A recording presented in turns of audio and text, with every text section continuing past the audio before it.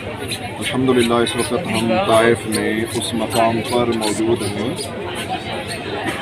जहाँ पर नबी करीम रऊफ़ुर रहीम सल्लल्लाहु अलैहि वसल्लम के चचाज़ाद भाई हज़रत अब्दुल्ला बिन अब्बास रज़ी अल्लाह तआला अन्हु का घर मुबारक भी है, उनकी मज़ार मुबारक भी है और उनके नाम से मंसूब मस्जिद भी है और किताबों की लाइब्रेरी भी है।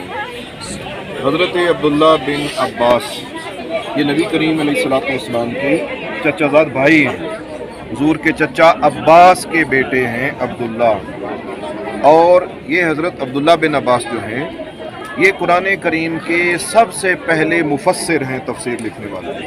इनकी तफसीर है तफसीर इब्ने अब्बास रज़ी अल्लाह तआला अन्हु। और जिस तरह रिश्ते में इनका ताल्लुक़ हुज़ूर के साथ है, तो नबी करीम रऊफ़ुर रहीम सल्लल्लाहु अलैहि वसल्लम ने इनके लिए दुआ फरमाई थी कि अल्लाहुम्मा अल्लिमहु तावील अल कुरान, कि ए अल्लाह इस अब्दुल्ला को कुरान की हकीकत का इल्म अता फरमा।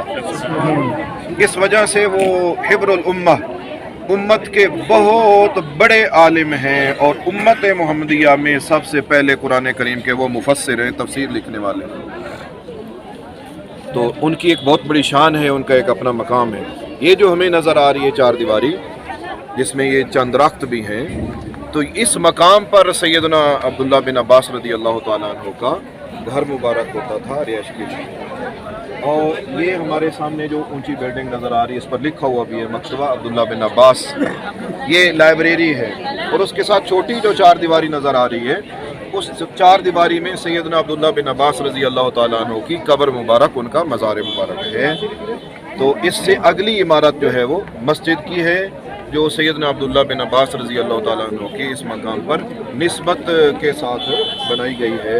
अल्लाह करीम की बारगाह में दुआ है कि मालिक मौला हमारे यहाँ पर हाज़री को अपनी बारगाह में शरफ़ कबूलियत अता फरमाए।